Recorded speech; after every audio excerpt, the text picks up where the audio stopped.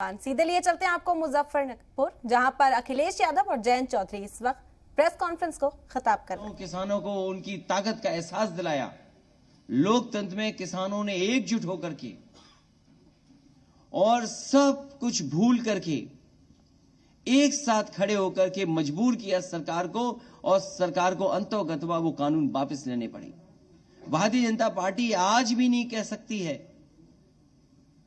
कि वो 3 कानून क्यों लागू किए थे और 3 कानून क्यों वापस ले लिए।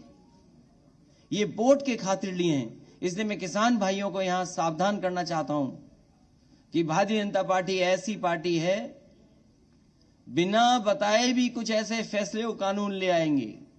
इसलिए मैं आरएलडी और समाजवादी पार्टी का गठबंधन है, किसान भाइयों को भरोसा दिलाना चाहता हूं कि कोई भी ऐसे काले कानून उत्तर प्रदेश में कभी लागू नहीं हो पाएंगे। जो भारतीय जनता पार्टी की नीयत है, जो उनकी मंशा है। समाजवादी पार्टी ने बिजली के क्षेत्र में कहा है कि 300 यूनिट मुफ्त होगी, सिंचाई माफ होगी, एमएसपी की खरीद के लिए जो इंतजाम करने पड़ेंगे सरकारी तौर पर किए जाएंगे।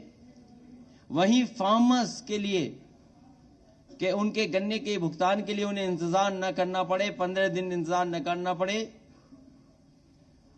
Farmers corpus fund, farmers revolving fund budget से देकर के किसानों का समय पर भुगतान करने का काम भी गठबंधन मिलकर के करेगा। लैपटॉप पहले भी बांटा था, फिर बांटेंगे। समाजवादी पेंशन पहले भी दी थी, आगे भी देंगे। और वहीं मैं इस मौके पर याद दिलाना चाहता हूं भारतीय जनता पार्टी को कि कम से कम अब चुनाव आ गया है, अपना संकल्प पत्र तो पढ़ लें। जो जो वादे किए थे, क्या वादे पूरे हुए हैं? उनका हर वादा जुमला निकला, झूठे विज्ञापन दिए, आज भी आंकड़ों की खिलवाड़ कर रहे हैं। और जब भारतीय जनता पार्टी घिर जाती है तो बुनियादी मुद्दों से हट करके काम करती है। मुझे उम्मीद है कि इस क्षेत्र में हमेशा गंगा जमुनी तहजीब, भाईचारा और आपस में मिलकर के नकारात्मक सोच को हमेशा नकारा है। इस चुनाव में भी नकारात्मक सोच को नकारने का काम करेंगे। और मुझे उम्मीद है कि इस बार ऐतिहासिक जीत होने जा रही है। आरएलडी और समाजवादी पार्टी मिलकर के उत्तर प्रदेश से भारतीय जनता पार्टी का सफाया करेंगे।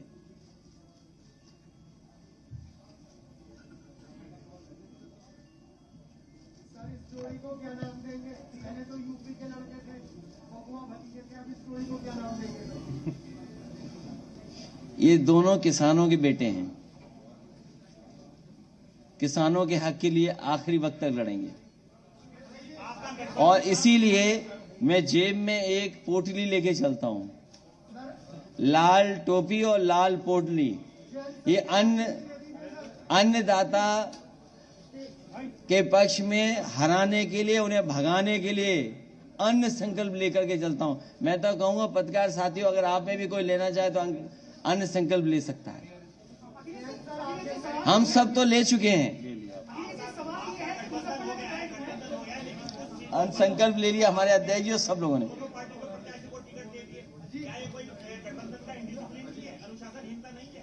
कहां पर?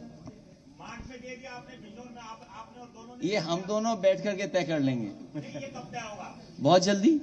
कुछ आज तय हो जाएगा, कुछ कल तक आप देखेंगे सब तय हो जाएगा।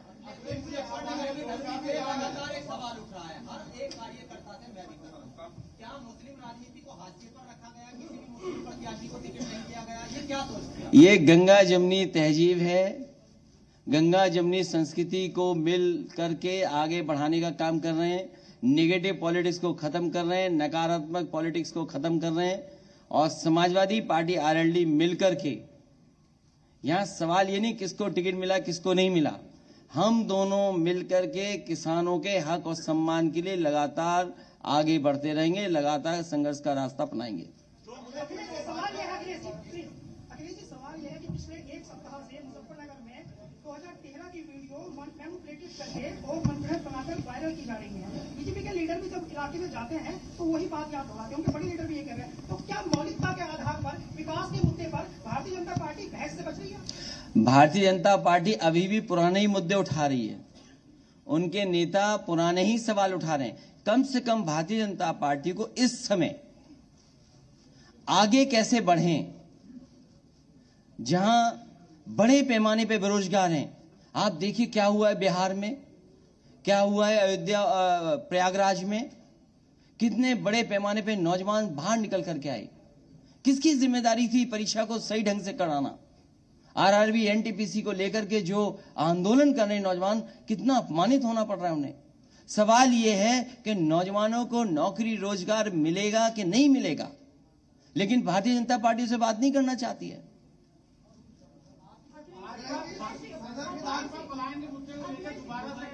इस बार भारतीय जनता पार्टी का राजनीतिक पलायन होगा। और आपने देखा नहीं हमारे बाबा मुख्यमंत्री का कैसा पलायन हुआ है। वो पहले अयोध्या से टिकट मांग रहे थे, मथुरा से टिकट मांग रहे थे, प्रयागराज से टिकट मांग रहे थे। भारतीय जनता पार्टी ने ऐसा उनका पॉलिटिकल पलायन किया है कि उन्हें घर भेज दिया वापस।